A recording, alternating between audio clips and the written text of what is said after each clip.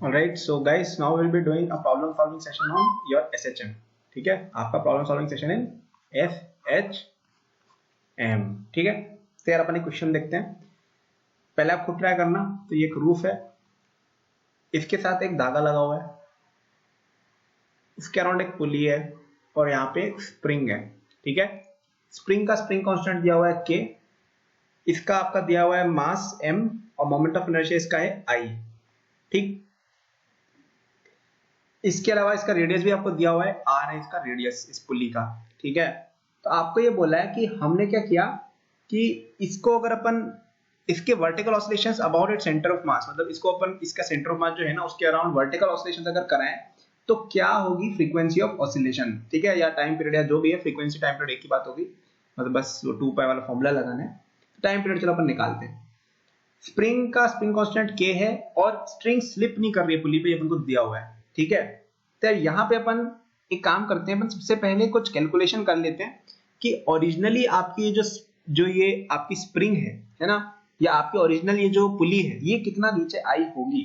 ठीक है, तो आप ये समझो कि यार अगर यहाँ पे टेंशन T है तो यहाँ पे बताओ क्या टेंशन होगी इन इक्विलिब्रियम. तो सबसे पहले अपन इक्विलिब्रियम में कैलकुलेशन कर रहे हैं. Why we are doing this? Because equilibrium condition में देखो क्या होगा कि आप निकाल पाओगे कि original extension in the spring कितनी थी. ठीक है, तो आप ये समझो कि यार अगर ये स्प्रिंग जो है, ठीक है, वो अगर y डिस्टेंस खींची है, ठीक है, y डिस्टेंस अगर वो खींची है, इसमें एक्सटेंशन अगर है तो t की वैल्यू कितनी हो जाएगी बताओ? ky. ठीक है, अब ये t और ये t बराबर क्यों होंगे? इधर आप बोलोगे कि भैया इधर इधर t बराबर कैसे कर दिए, आपने तो बोला था यहाँ पर स्लिपिंग नहीं हो रही है, ब्ला ब्ला ब्ला. वो इसलिए मेरे भाई क्योंकि यहाँ पे अभी इक्विलिब्रियम में, इक्विलिब्रियम का मतलब है रोटेशनल इक्विलिब्रियम भी है, और इसके सेंटर ऑफ मास के अबाउट रोटेशनल इक्विलिब्रियम का मतलब क्या हो गया कि इस पे नेट टॉर्क जीरो होना चाहिए. नेट टॉर्क जीरो का मतलब ये टॉर्क सॉरी ये टेंशन और ये टेंशन बराबर होनी चाहिए. ये बराबर नहीं होगी तो टॉर्क लग जाएगा. तो इससे हमें कंक्लूजन ये मिल गया कि ये t और ये t बराबर होंगे, इसीलिए अपन ने t इक्वल टू ky लिख दिया. ठीक है, तो ये अपनी पहली एक इक्वेशन आ गई कि ओरिजिनल एक्सटेंशन अगर इसमें y था तो ये इसकी वैल्यू t बाय k हो जाएगी. ठीक है, इसके अलावा अपन को एक और चीज मिल गई कि इस पे अपन अगर ट्रांसलेशनल इक्विलिब्रियम लगा इस पे, तो यहाँ पे t यहाँ पे भी t, 2t equal to mg. इससे हमको क्या मिल गया कि ky into 2 equal to mg. Hence we obtain, यहाँ पे मैं कोने में बॉक्स बना के लिख देता हूँ. अब तक हमें क्या क्या इक्वेशंस मिल गई है. पहला है कि y equal to mg by 2k, मतलब ओरिजिनल स्प्रिंग में इतना एक्सटेंशन था. ये हमको एक इंफॉर्मेशन मिल चुकी है अभी तक. ठीक, और ये जो पुली है वो कितनी नीचे आई है बताओ? ये पुली कितनी नीचे आई है? ये पुली जो है ये इसका आधा डिस्टेंस नीचे आई है. ठीक है, अब ऐसा क्यों होगा? ऐसा अपन मैं आपको बताता हूं, क्योंकि देखो आपको मैंने जब एनएलएम बताया तो मैंने थोड़ा आपको बताया भी था इस बारे में कि अगर आपकी पुली जो है वो अगर y डिस्टेंस नीचे जा रही है, ठीक है, अगर ये y डिस्टेंस नीचे गई तो ये ऐसा कुछ दिखेगा.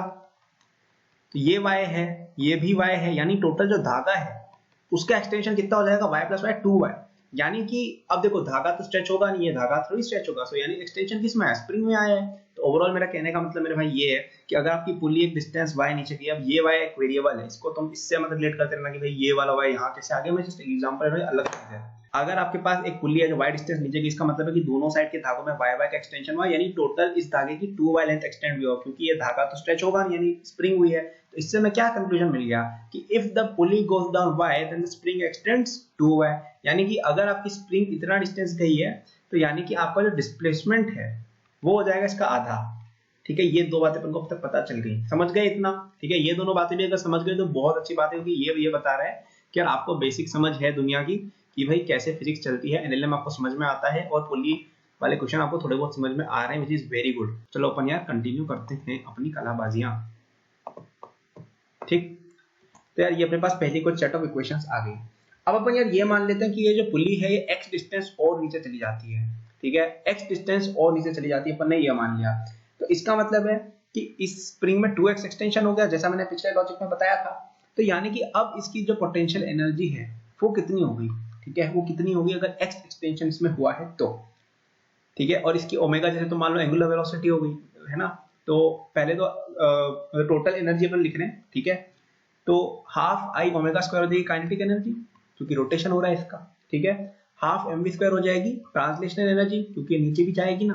ठीक है, मतलब ये हम ये अज्यूम कर रहे हैं कि जैसे ही हमने इसको x एक्सटेंशन नीचे किया फिर छोड़ दिया तो रोटेट भी होगी मूव भी होगी, है ना, आइडियल केस में दोनों होगी। और इसकी लेकिन जो ग्रेविटेशनल पोटेंशियल एनर्जी वो कम हो गई, कितनी कम हुई है, -mgx हो गई है। क्यों? क्योंकि ये x नीचे आ गया, है ना, समझ में आ रहा है, एनर्जी का टोटल लिख रहे हैं अपन। और इसके अलावा स्प्रिंग में भी पोटेंशियल जाएगा हाफ के एक्सटेंशन का स्क्वायर। अब बताओ एक्सटेंशन कितना हुआ है इसमें, एक्सटेंशन कितना हुआ है, कितना हुआ है, x हुआ है, नहीं x नहीं हुआ है। क्यों? मैंने आपको थोड़ी देर पहले बताया था कि पुली अगर x नीचे गई है यानी स्प्रिंग में 2x एक्सटेंशन हो जाएगा, तो 2x हुआ है, वो भी गलत है। क्यों? क्योंकि पहले से भी तो था, ये वाला पहले से भी तो था, देखो। तो ये अपने पास नेट एक्सटेंशन इतना हो गया, ठीक है। और ये क्वेश्चन अब अच्छा हो गया, ये क्वेश्चन जेईई एडवांस लेवल का हो गया इसी के साथ। अरे भाई भाई, है ना, क्योंकि ये चीजें बच्चे भूल जाते हैं, ठीक है। तो मैं वापस से बताता हूँ कि ये स्टेप के बाद क्वेश्चन करना काफी आसान है। यहां तक अगर बच्चों को समझ में आ गया ना आपको, तो आपको पूरा ये समझ में आ गया टॉपिक, ठीक है। वापस से समझो, ध्यान से सुनो। क्वेश्चन ये था कि अपने पास इस तरह की एक पुली है, ठीक है, जो थ्रेड से लगी हुई है और उसके चारों ओर स्प्रिंग जा रही है, ऐसा, ठीक है। हमको ये बोला था कि यार अगर हम इसको थोड़ा सा नीचे खींचते हैं तो इसकी कैसी वर्टिकल ऑसिलेशन की फ्रीक्वेंसी रहेगी, ये हमें क्वेश्चन पूछा गया था ओवरऑल, ठीक है। समझ में आया इतना? तो अब अपन कैसे इसको अप्रोच किया, अपन ने बोला कि अपन इसमें एनर्जी मेथड लगाएंगे। अब आप फोर्स मेथड से भी कर सकते हो यार, बट फोर्स मेथड का मैं आपको ओवरव्यू दूंगा, मेरे को एनर्जी मेथड डेमोंस्ट्रेट करना था इसलिए मैं क्वेश्चन आपको करा रहा हूं, ठीक है। तो आपने पहले ये निकाला कि इसकी ओरिजिनल एक्सटेंशन कितनी है, मतलब ये अगर इक्विलिब्रियम स्टेट में तो कितनी है, कैसे निकाला? आपने सबसे पहले बोला है ट्रांसलेशनल और रोटेशनल इक्विलिब्रियम में, यानी कि ये दोनों टेंशन बराबर होनी चाहिए। ये दोनों टेंशन बराबर क्यों होनी चाहिए? ताकि रोटेशनल इक्विलिब्रियम रहे। फिर आपने देखा कि ky = t होना चाहिए, क्योंकि इक्विलिब्रियम ऑफ द स्प्रिंग, ये स्प्रिंग है ना, तो स्प्रिंग का भी तो इक्विलिब्रियम होगा ना, तो t = ky हो जाएगा, ये वाली बात। फिर आपने इस पे लगाई इक्वेशन, तो 2t = mg आ गया, और ये इक्वेशन यूज करके आप ये चीज लेके आ गए। फिर अपन ने यूज किया कौन सा रिजल्ट, एनएलएम के अंदर रिजल्ट यूज किया पुली वाला, कि पुली अगर x डिस्टेंस नीचे जाती है यानी स्प्रिंग में 2x एक्सटेंशन हुआ है, यहां से हमको ये मिला। फिर अपन ने एनर्जी लिख दी, तो एनर्जी कौन सी होगी, रोटेशनल। अपन ये मान रहे हैं कि जब ये x डिस्टेंस से इसको छोड़ा गया तो v स्पीड इसकी हो जाएगी, ओमेगा इसकी एंगुलर वेलोसिटी हो जाएगी, तो ये दोनों वहां से आए हैं। mgx इसकी पोटेंशियल एनर्जी कम हुई ग्रेविटेशन वाली, इसलिए -mgx, और ये इसकी स्प्रिंग की पोटेंशियल एनर्जी, ठीक है। अब आपको पता है कि और अपन इसमें क्या लिख सकते हैं। अब ओमेगा क्या होता है, v/r, क्योंकि स्प्रिंग में स्लिपिंग नहीं हो रही है, स्लिपिंग नहीं हो रही है तो ओमेगा = v/r होता है, पता है नहीं आपको, रोटेशन में पढ़ाया था। तो अपन i ओमेगा स्क्वायर को ऐसे लिख सकते हैं, हाफ i v²/r², ठीक है, प्लस ब्ला ब्ला ब्ला ब्ला, वही चीजें। तो अगर अपन इसको थोड़ा सा, ठीक है, ये समझ गए, अपन इसको हाफ mv के साथ कंबाइन करेंगे ना तो कुछ ऐसा दिखने लग जाएगा, half i/r² plus m v², ठीक है। थोड़ा सा दिमाग लगाओ, ये दोनों को कंबाइन करके आप ऐसे लिख सकते हो, ठीक है, थोड़ा सा दिमाग लगाओ, मैंने भी बताया भी कैसे करना है, ठीक है। प्लस,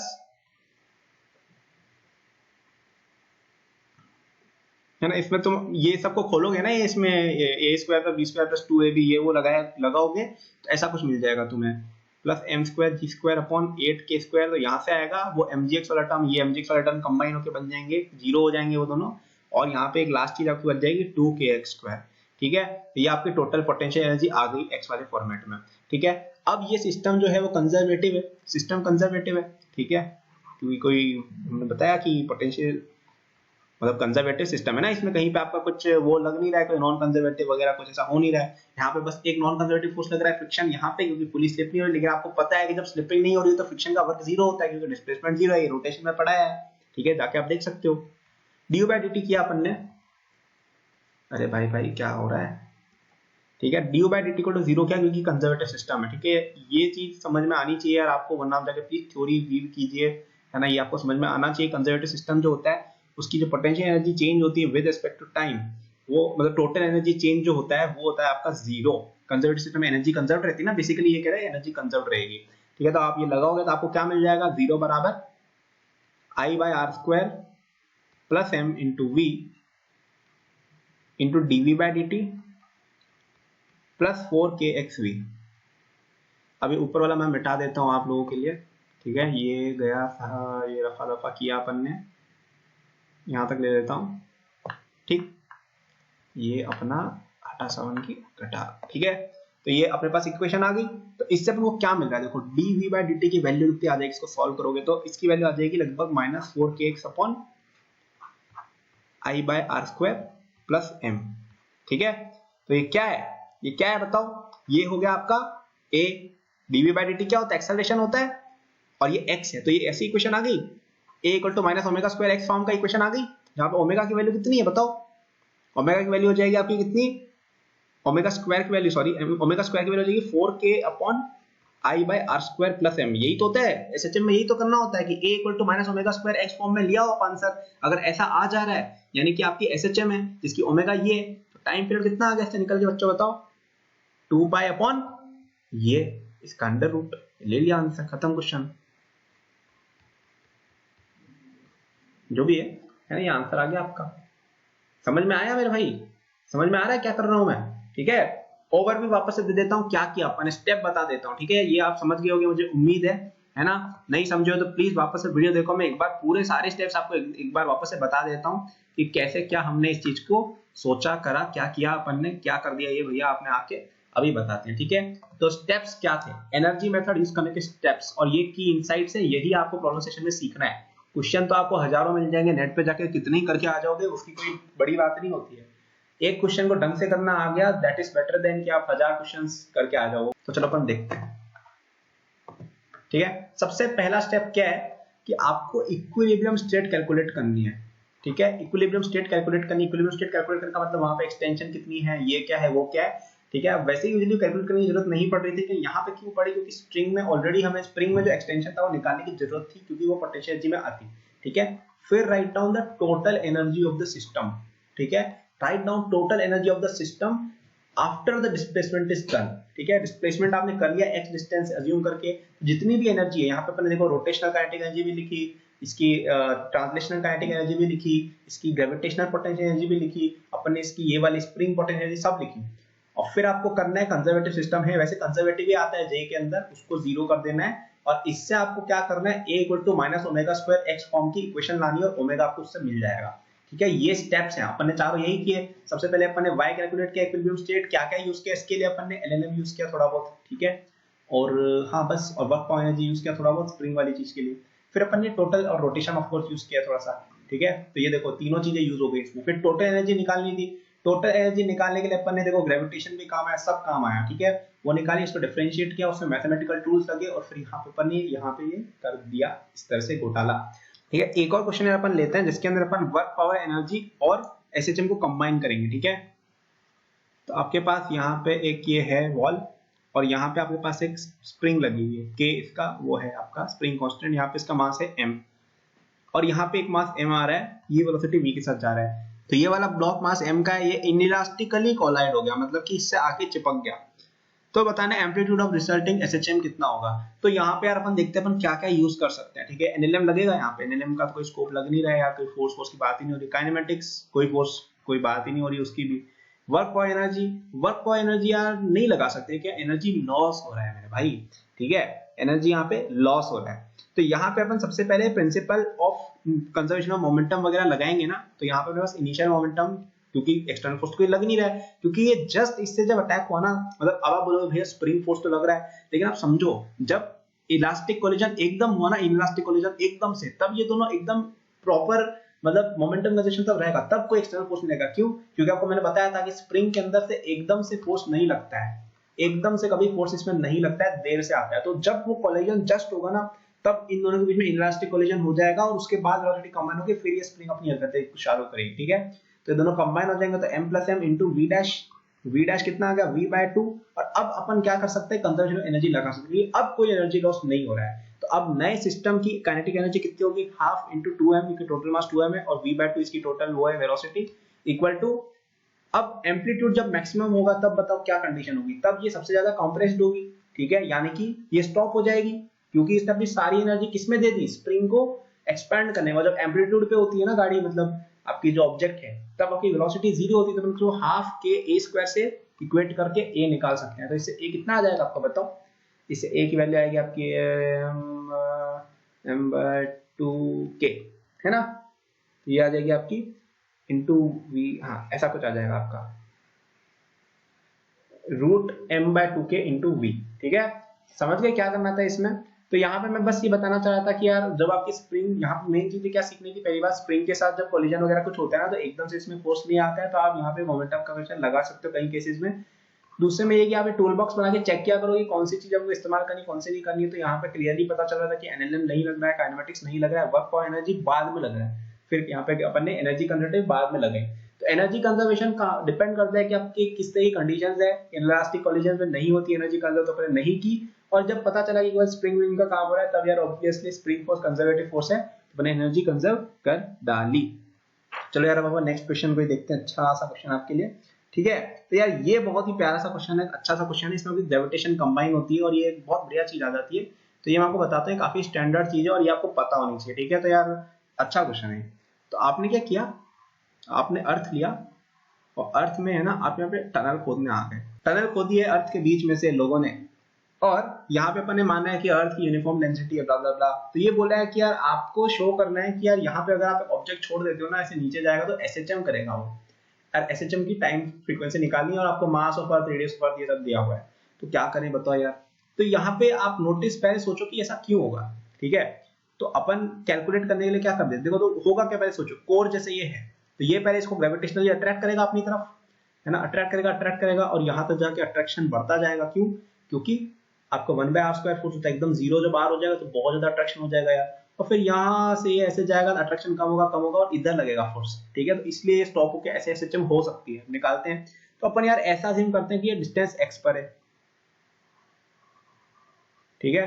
ये डिस्टेंस x के रेडियस वाले स्फीयर में भी है। आपको पता है, मैंने शेल थ्योरम बताया था ग्रेविटेशन में, आपको प्रॉब्लम सॉल्विंग सेशन आप जाके देख सकते हो कि अगर आपके पास इस तरह का शेल है, ठीक है, सॉरी इस तरह की एक स्फीयर है जिसमें आपको अंदर की तरफ निकालना है ना आपको ग्रेविटेशनल फोर्स, तो आपको केवल अंदर वाले का मास लेना होता है। तो इसका बेसिक आंसर क्या हो जाएगा, g mass inside this sphere divide by x²। ये हो जाएगा आपका ग्रेविटेशनल अट्रैक्शन इस पॉइंट पे, जब ये x डिस्टेंस पर है सेंटर से, ठीक है, मतलब ग्रेविटेशनल फोर्स। तो ये m निकालते हैं अब कितना है। तो अब आपको मैं बताता हूँ कि आपका जो मास है वो प्रोपोर्शनल होता है किसके, r³ के प्रोपोर्शनल होता है। क्यों? क्योंकि रो इंटू v होता है मास, रो कांस्टेंट है अर्थ का, बता रखा है, यूनिफॉर्म स्फीयर है। तो यानी कि m upon total mass of earth equal to x³ upon total earth का क्यूब, ठीक है, समझ में आ रहा है। तो क्या हो जाएगा, g इंटू m, अब ये x³ को अपन डालेंगे और x² नीचे है, तो ये इस तरह का कुछ आ जाएगा। तो अब यहाँ पे आप देखो कि यार ये ऑब्जेक्ट नीचे जा रही है, ठीक है, और ये डिस्टेंस अगर x उस तरफ है, ये x अगर इधर है तो फोर्स किधर है, इधर है। यानी कि आपका जो फोर्स की अगर अपन डायरेक्शन के साथ है तो माइनस,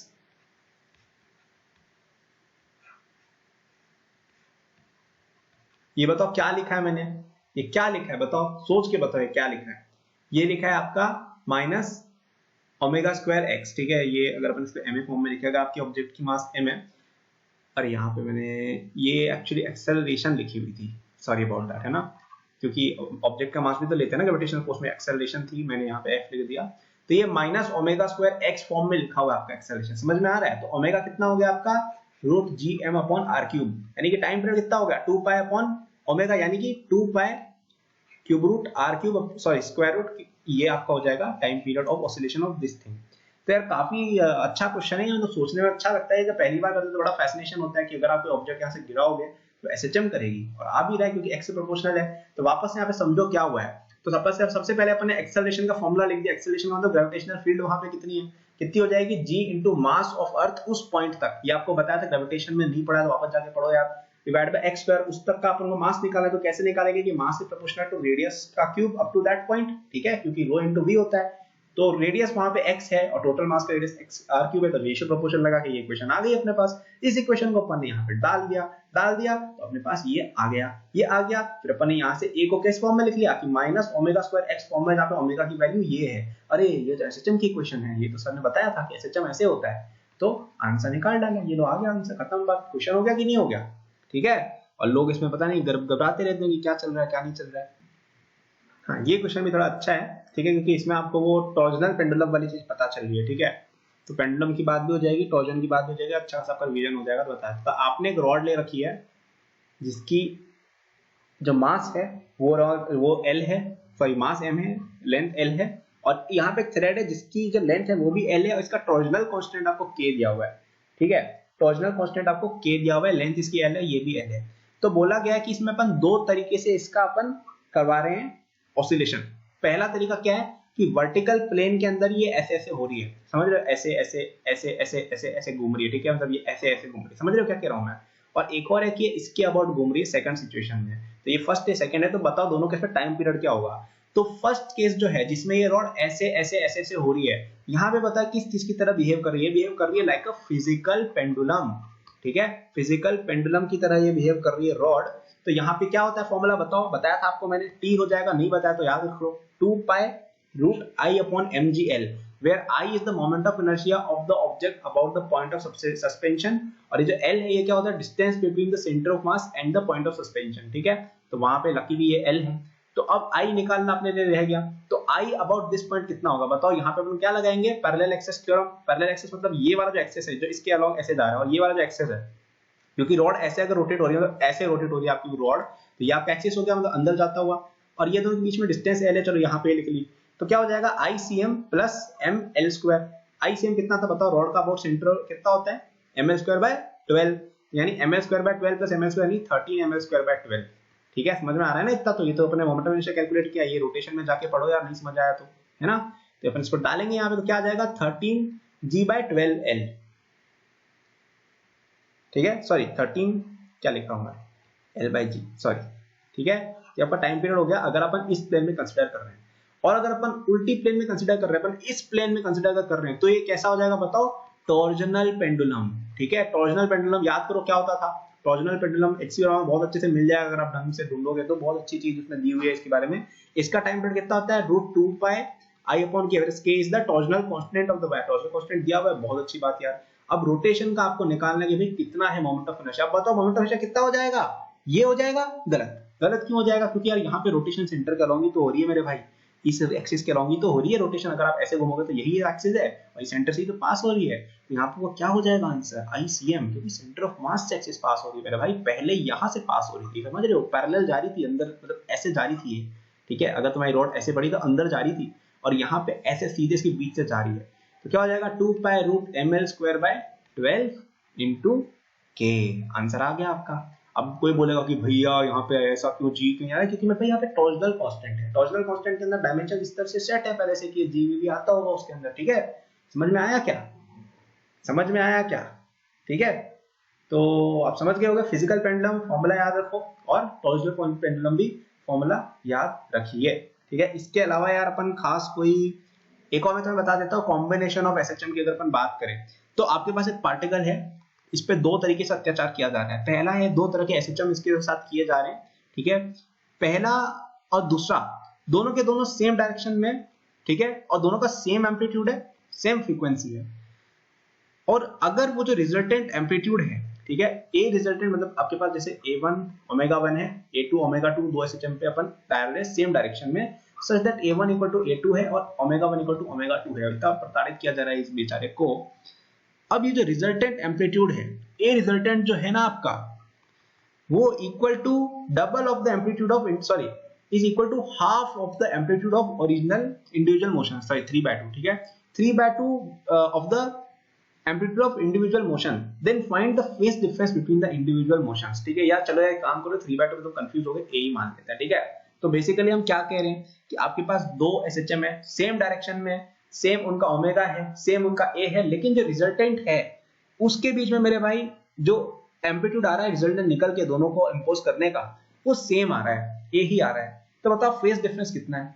तो यार यहाँ पे अपन यूज करेंगे बुद्धि और देखेंगे, यार अपन ने पढ़ा था फेजर डायग्राम्स के बारे में थोड़ा बहुत कुछ जिंदगी में, जिसमें अपन को पता चला था कि a इक्वल टू क्या होता है, A1 square plus A2 square plus 2A1A2 cos of delta, way delta is the phase difference between them. तो इससे हमको क्या पता चल रहा है, क्या पता चल रहा है मेरे भाई बताओ। इससे हमको ये पता चल रहा है कि a equal to square root of a square plus a square plus 2a square cos delta. ये क्यों, क्योंकि A1 A2 बराबर एक है, ठीक है, और ये अपन को पता चला ये रिलेटिव एक ही दे रखी है, यानी a square equal to, square कर दिया दोनों side, 2a square plus 2a square cos delta, यानी कि डेल्टा का cos कितना हो जाएगा -12, यानी कि डेल्टा हो जाएगा आपका 120 डिग्रीज, यानी 120 डिग्री का फेज डिफरेंस तो आप समझ भी सकते हो कि अगर आपके पास एक ए ये है, एक ए ये है, दोनों के बीच में 120 डिग्री एंगल है, तो इसका रिजल्टेंट ए ही आता है जो बीच में से गुजर के जाता है, ठीक है। तो इस लॉजिक से अपन कर सकते थे, या अपन डायरेक्ट ट्रायंगल बना के भी देख सकते थे, ठीक है। तो इस तरह के फेजर डायग्राम वगैरह के छोटी मोटी चीज आपको आनी चाहिए, हालांकि ये ज्यादा अपन क्लास 12 में पढ़ेंगे, अल्टरनेट करंट के अंदर, वहां पे आप अच्छे से समझ जाओगे, वहां पे ज्यादा आता है एसएचएम में ये क्वेश्चन थोड़े से कम आते हैं, क्योंकि एसएचएम को पूछना जाएगा तो तुमसे टाइम पीरियड क्वेश्चन पूछेगा, क्योंकि वहां पे चीजें टेस्ट हो रही है मैकेनिक्स की।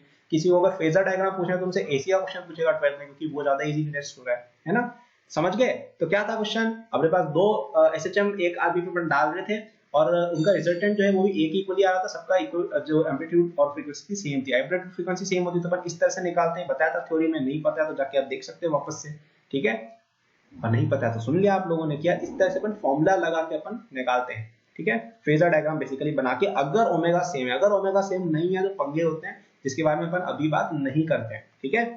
तो ये आपने निकाल लिया, ये आपने निकाल लिया, सॉल्व कर लिया, 120 डिग्री आ गया। जो अपन वेरीफाई भी कर रहे हैं कि देखो यार 120 डिग्री अगर दो एसएचएम्स के बीच में एंगल है ए और ए, तो ये आपका ए आ जाता है एम्पलीट्यूड इसका वापस से निकल के। तो यार इसी के साथ मैंने आपको 4-5 क्वेश्चन करके बता दिए, जिनमें सबसे इंपॉर्टेंट है टाइम पीरियड वाले क्वेश्चंस। क्योंकि देखो जेई के अंदर क्या है कि सबसे ज्यादा क्वेश्चन अगर कोई इंपॉर्टेंट है ना एसएचएम के अंदर, वो है आपका एसएचएम में टाइम पीरियड वाले क्वेश्चन सबसे ज्यादा इंपॉर्टेंट है इस चैप्टर में। क्योंकि इसमें आपका देखा होगा आपने, जैसे अपने पुली वाला क्वेश्चन नहीं किया था इसमें, तो उसमें रोटेशन भी लग रहा था, उसमें आपका एनएलएम भी लग रहा था, उसमें काइनेमेटिक्स भी लग रहा था, उसमें वर्क पावर एनर्जी भी लग रहा था, उसमें एसएचएम भी लग रहा था। तो इतनी सारी चीजें एक साथ टेस्ट हो गई आपकी, ठीक है। तो ये क्वेश्चन जेई वाले बहुत ज्यादा पूछते हैं, क्योंकि इससे पूरा मैकेनिक्स टेस्ट हो रहा है, ठीक है। तो ये यार आप प्लीज अच्छे से प्रैक्टिस करना। इसके अगर आपको बहुत सारे क्वेश्चन चाहिए तो आईरोडो में आपको दबा के क्वेश्चन मिल जाएंगे बहुत सारे। और आज के जमाने में अगर आप जेई एडवांस करना चाहते हो तो इरोडो फिजिक्स में लगाना, नहीं लगाना एक पाप हो गया है, ठीक है। तो ऐसे पाप ना करें आप प्लीज, और इरोडो लगाएं, ठीक है। तो यार यही था। Thank you for watching this video till the and. I am sure that you enjoyed it. यदि आप अपनी पूरी जेई प्रिपरेशन मेरे साथ करना चाहते हैं तो आपको डिस्क्रिप्शन में मेरे जेई के फुल कोर्स का लिंक मिल जाएगा। इस कोर्स में आपको जो यूट्यूब पे मेरे लेक्चर्स और प्रॉब्लम सॉल्विंग के वीडियोस मिलते हैं उसके कंपेयर में बहुत ज़्यादा कंटेंट है, एंड आपको यहाँ पे practice sheet with solution, test series with solution भी मिलती है। It's a complete solution, you can rely on it. आप यदि किसी कोचिंग जाते हैं या अगर आप सेल्फ स्टडी करते हैं, in both cases it will be very useful, so do check it out. Okay, इसके अलावा मेरे जेई के फ्री नोट्स भी डिस्क्रिप्शन में लिंक्ड हैं, एंड डिस्क्रिप्शन में और भी मैंने बहुत सारे रिसोर्सेज फॉर स्टूडेंट्स डाले हुए हैं, जैसे the books that I recommend, my social media and my newsletter in case you want more content और if you want to approach me with any doubts और सजेशन। नोट्स हैं NEET के students के लिए, कॉलेज स्टूडेंट्स के लिए, startup enthusiast के लिए भी, ओलंपियाड एंथुसियास्ट के लिए भी कोर्सेज हैं। तो चेक जरूर कर लीजिएगा डिस्क्रिप्शन, आपको काफ़ी यूजफुल रिसोर्सेज वहाँ मिलेंगे। Thank for watching, like subscribe कर लीजिएगा for more such videos. Good luck.